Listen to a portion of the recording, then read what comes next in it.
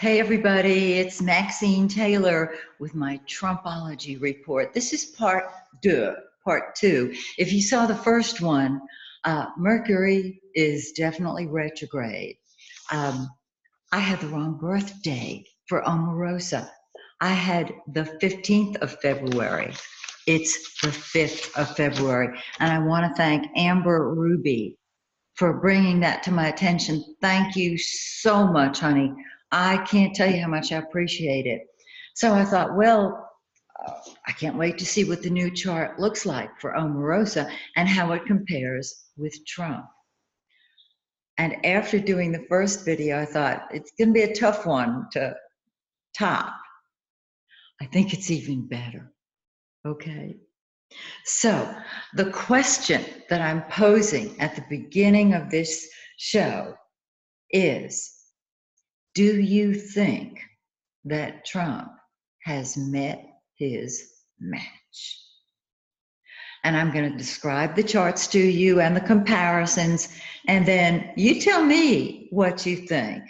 And hopefully, with Mercury's getting ready to go retrograde, go direct. There was another retrograde Mercury. There you go.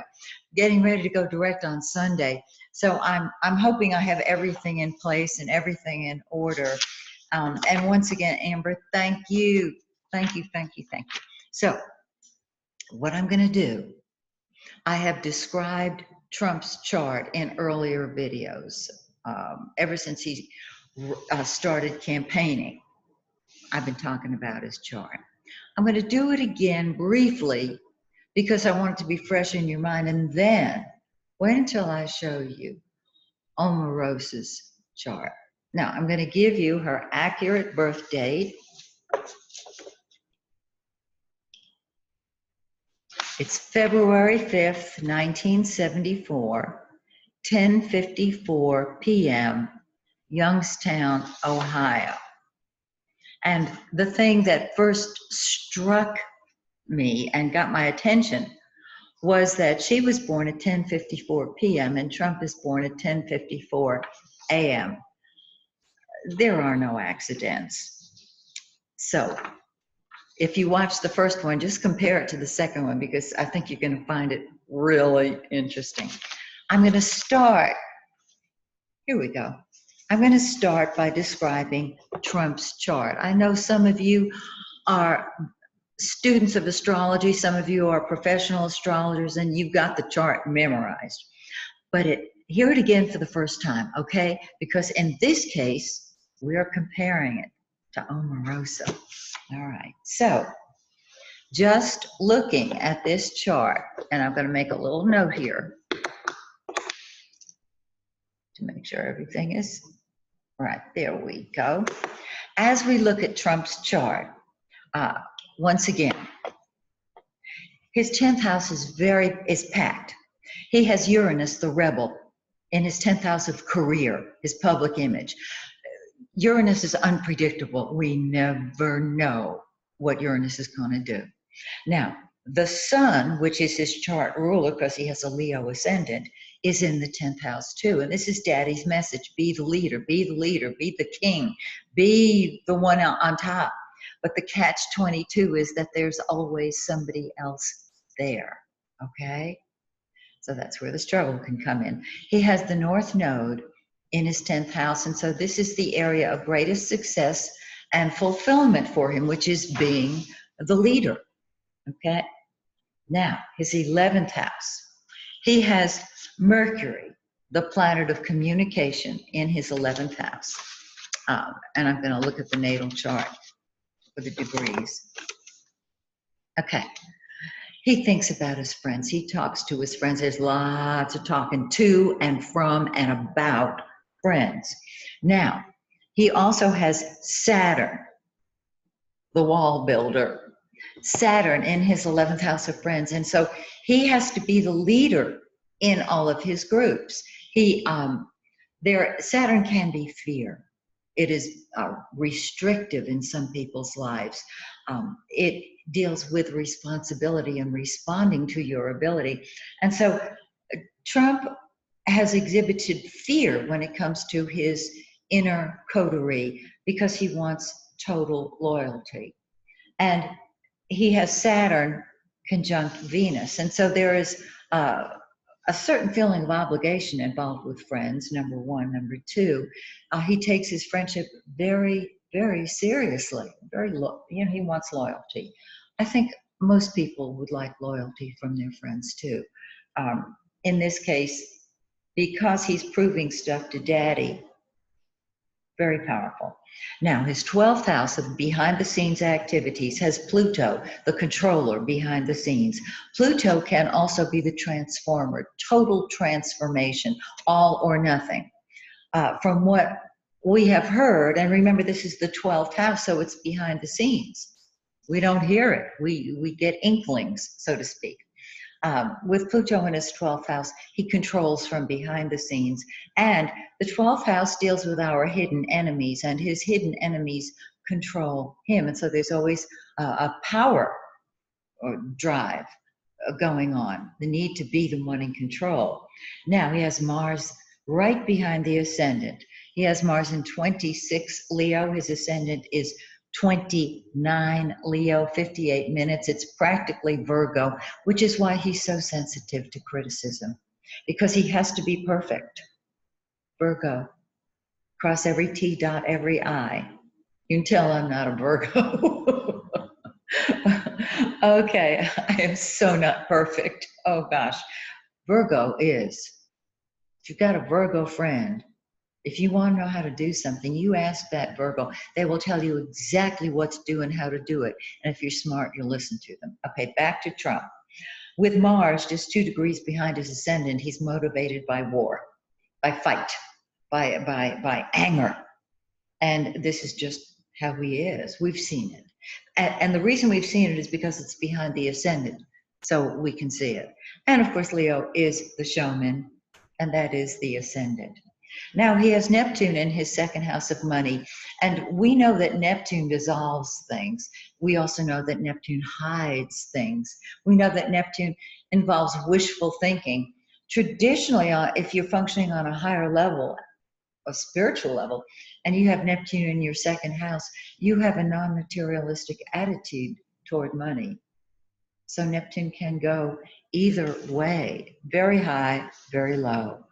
Neptune rules his 8th house of other people's money, so that's where he's getting his money from, through other people. Jupiter, which also rules his 8th, is in the second house, and so there's an abundance of money. But there's smokescreen about money.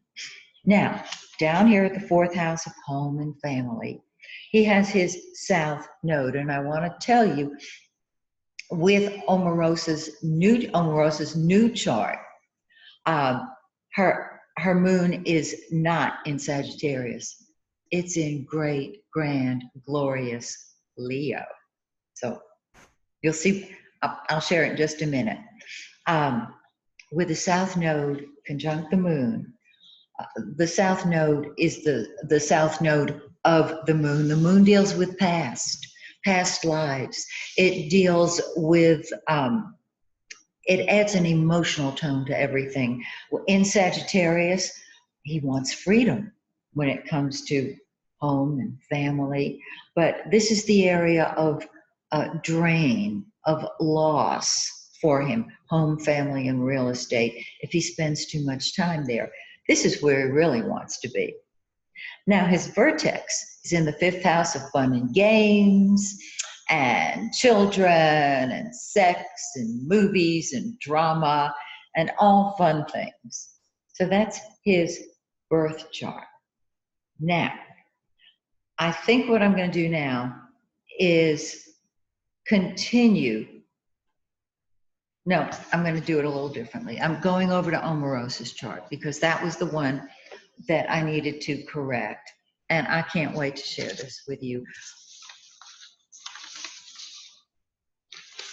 Give me a second here. Talk amongst yourselves for a minute. Here we go. Okay. This is the original printout. By the way, if I haven't sent you a copy of your own birth chart, it'll look something like this, without all the stuff around the outermost rim. It's free of charge. Just send me your birth data.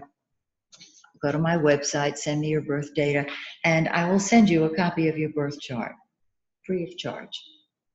And then you can watch my Astrology 101 videos on my YouTube channel to see how to interpret it and find out how wonderful you are. Let's look at Omarosa. Okay, I don't want this thing flying away.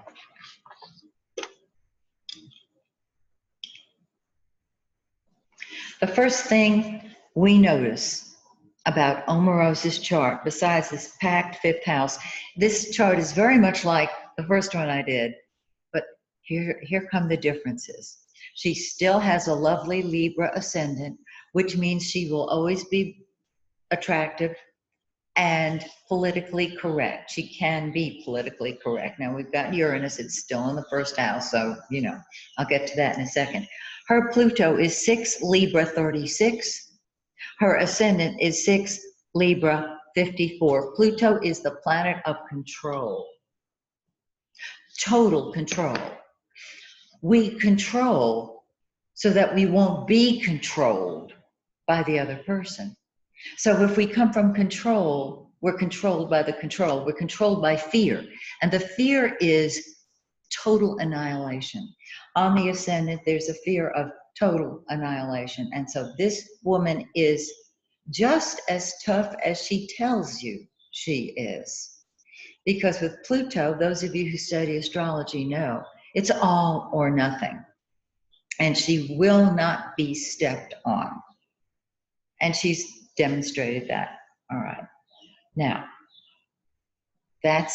so when she presents herself, she is in total control of the situation. She knows what she's doing. Now, here can be the difficult part for her. Uranus is in the first house, and Uranus is the rebel. Now, Trump has his Uranus in his 10th house. So we see it in his career. He is totally unpredictable in a leadership role. She is totally unpredictable, period. She's going to march to her own drummer. First of all, she is an Aquarian. So with Uranus in the first house, it just amplifies the doing it my way thing. Unpredictable, innovative, inventive, and absolutely ready to let it all hang out. But it's controlled. She knows what she's doing. Now look at this third house. She has Neptune in the third house, and Neptune is the dreamer. It's the idealist. The third house is childhood, and she probably escaped into dreams or visions or fantasies because she had a difficult childhood, but she does have the North Node there. Now, her North Node and Trump's South Node are conjunct. Okay? Her South Node and Trump's North Node are conjunct. This is a very powerful past life connection, particularly since his moon is there as part of this connection on her North Node. The North Node is the area of greatest success and fulfillment. Now, I could go on in detail, but let's just say the third house is communication. The girl has written a book. She's got tapes. She's got videos. She's got texts. This is the third house. How was she able to do those recordings? Neptune in the third hides the communication. Neptune can help you be invisible. This is how she did it. Venus in the fourth house. Home and family, very, very important to her. The fifth house, this is fabulous. She has the Sun, Jupiter, and Mercury there. The center of her life is fun. Probably, I don't know if she has children or not, but this would be, if she did have children, she would adore them. This is the area of fun. This is the showman. This is the actress, and there she is. So the center of her life is having fun and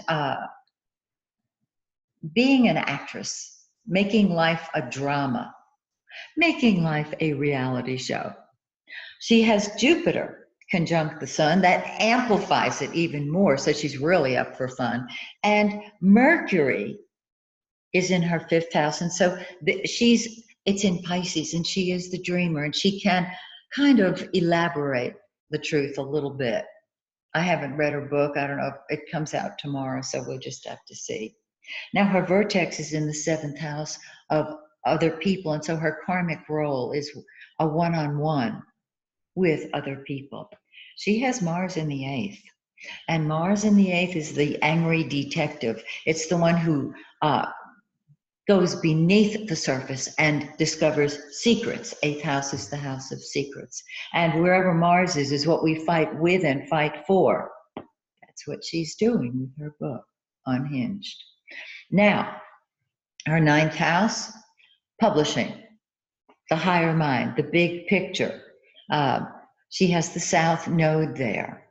And I really love the ninth house personally because it's the house of truth. But in her case, the south node is conjunct Saturn.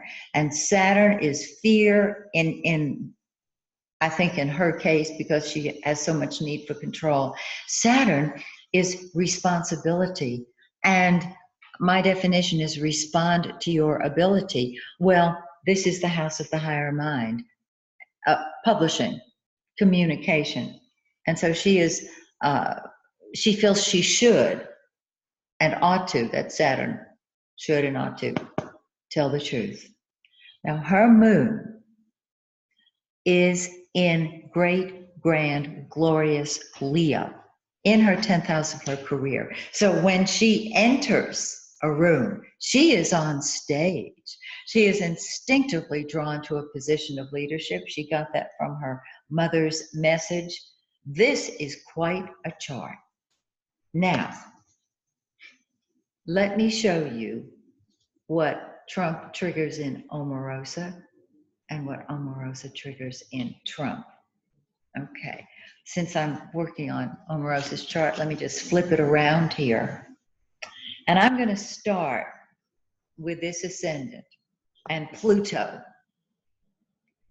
Trump's Neptune, dissolving or building up, fantasy or dissolving, sitting on her Pluto. So he can either dissolve her power. With Pluto on the ascendant, you are a powerful person. He can either dissolve it or inspire it. There it is. We won't know how it's going to shake out until the end. But my sense is that Neptune on her Pluto gives her dreams of great glory, of visions of Neptune can be the savior of bringing the truth out, perhaps. We'll see. Because Pluto is don't get angry, get even. So we have to wait a little bit more. His Jupiter sits on her Uranus. Jupiter expands whatever it touches. Her Uranus is the rebel. He makes her even more rebellious just by blinking and breathing. If they're in the same room, you don't have to say a word. When you're with somebody, their chart triggers yours, whether you're speaking or not. Okay? And particularly in this relationship where there is such a karmic bond between them, and they've been together for, other lifetimes. So he expands her rebellion, makes her even more rebellious. I would say that was true. Now let's get over here to her third house. There's Trump's south node on her north node and Trump's moon on her north node. This is the karmic tie. Moon is mother. There could have been a nurturing relationship between them in a past life. In fact, this lifetime, it may have started out that way. And the old expression, I love you too much not to hate you now, I think that's what we may be seeing here between the two of them. Did I say may be saying? We're seeing it. So he is amplifying her desire to communicate. It's that simple. With an emotional tone, the moon. Okay.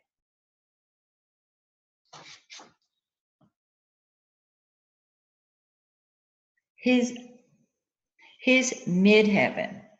Oh, excuse me. I am going to add something here. I knew Mercury was going to still be active here. Hang in there.